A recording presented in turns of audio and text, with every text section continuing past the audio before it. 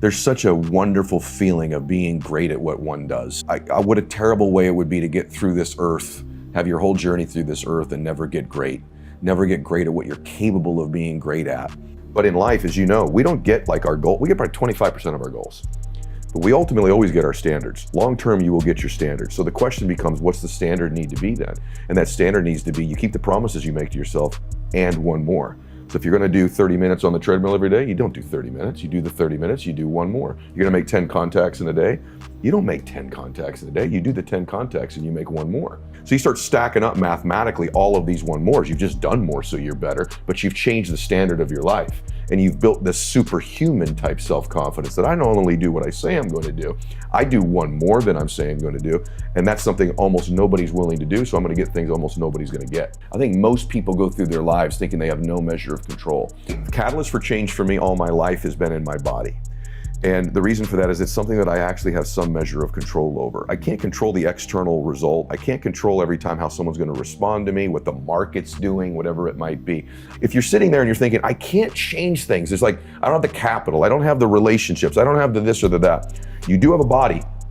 And you can change that. Extremity expands capacity. Until you push something to the extreme, you don't really stretch your capacity to do it. And so for me, I already know, at this point in my life, we know what we're capable of at one point. So how do we change what we're capable of? And that's with extremity. That's with pushing it to the extreme. I have another chapter in the book where I call it Do One More Inconvenience. This is something that if we could train ourselves to do, our entire lives would change, which is that do the inconvenient or difficult thing in your day or in your life. Human nature is to avoid that. You call it being lazy, but it's just to avoid the inconvenient. Napoleon Hill says in Think and Grow Rich, which I love, he says, on the other type of temporary pain, you are introduced to your other self, and that other self produces another life.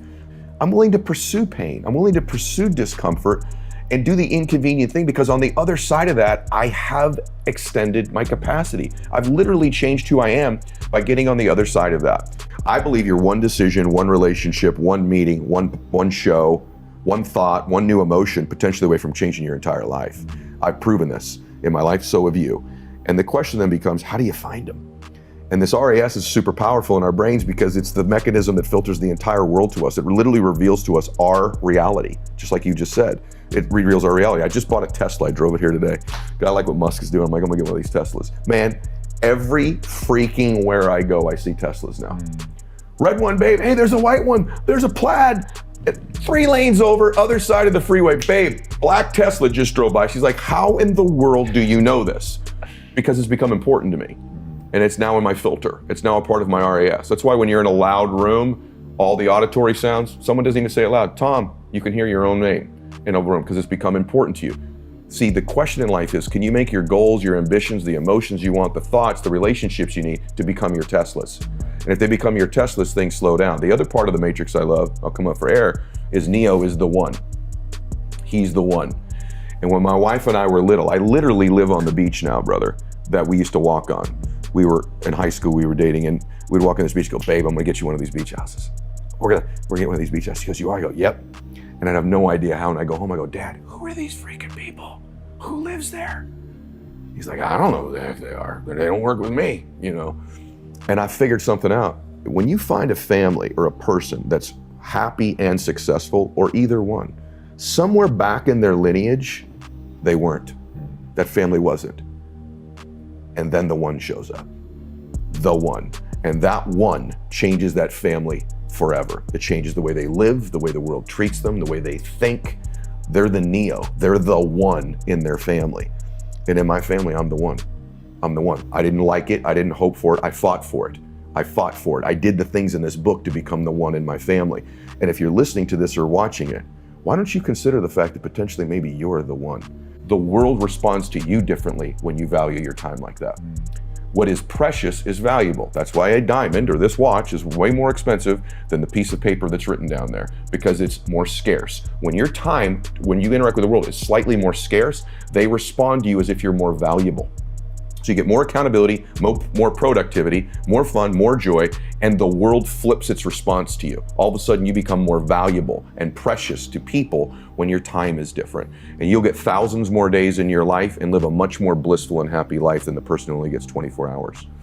But I had a really profound experience when I was young that changed my life. I've never linked my ability to build a habit or my confidence to my skill. Just stay with me, even though I built great skills. I won a contest in Hawaii. I'm 28. I'm running down the beach in Maui. Running the other way, and that is why you get rewarded for getting up before the sun. Running the other way is this bald, kind of can see he's got a hairy back. He's sweating. He's running towards me. And he's wearing a Sony Walkman. I'm wearing one too. That's how long ago it was. So we're listening to cassette tapes while we're running, right? And so he runs by me, and it's Dr. Wayne Dyer. Whoa. Who's a hero of mine. And I said, Dr. Dyer, you changed my life. And he turns around, he has a deep voice like I do. He goes, well, I highly doubt that. He goes, I'm sure you changed your life, but what did I do to help you?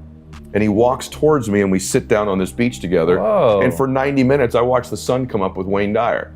And he gets to know me, and he's pouring into me. And at the end, he goes, Ed, you're gonna change the world. How old are you at this point? 28. Wow. He probably said this to some other people, right?